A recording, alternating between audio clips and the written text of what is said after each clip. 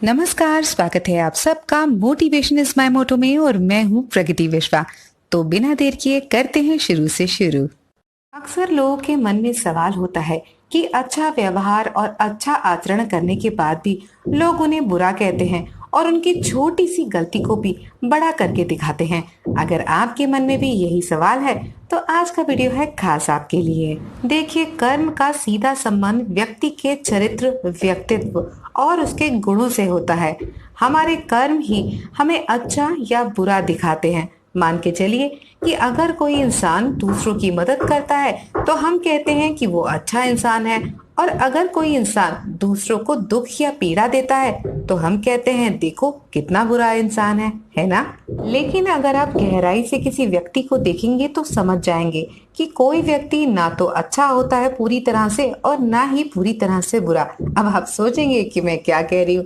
तो देखिए, हर व्यक्ति के अंदर अच्छाई और बुराई का एक अनुपात यानी कि प्रपोर्शन होता है। अगर किसी व्यक्ति के अंदर अच्छाई ज्यादा दिखती है तो हम उसे अच्छा कहते हैं, और अगर किसी के अंदर बुराई ज्यादा दिखती है तो हम उसे बुरा कहते हैं। पर सच्चाई तो ये है कि हर अच्छे से अच्छे इंसान में कोई ना कोई बुराई जरूर होती है, और बुरे से बुरे इंसान में भी कोई ना कोई अच्छाई छुपी होती है।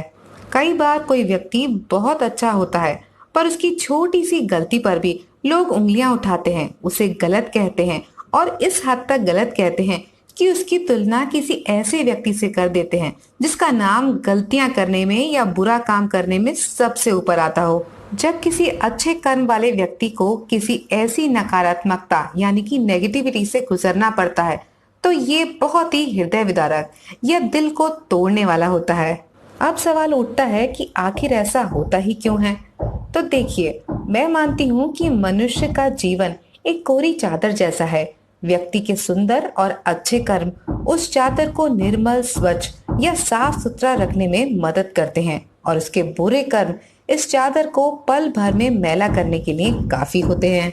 जो व्यक्ति जितना गलत कर्म करता है उसकी चादर उतनी ही मैली या फिर काली होती है, और इतनी मैली चादर को साफ करना असंभव होता है। तो ऐसे में उस पर सच्चाई या अच्छाई के 2-4 सफेद छींटे पड़ भी जाएं तो उससे कोई फर्क नहीं पड़ेगा।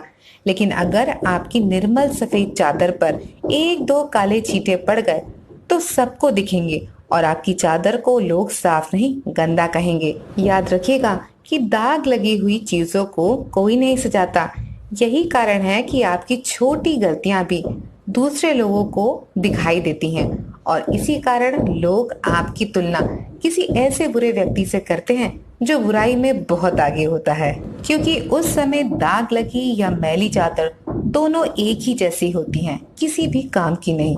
तो अगर किसी पल जीवन में ऐसा हो कि आपकी भी तुलना अच्छे कर्मों के बावजूद किसी बुरे व्यक्ति से हो तो एक बात गांठ बांध लीजिएगा, और ये बात कभी मत भूलिएगा कि छोटे दागों को मिटाना आसान होता है।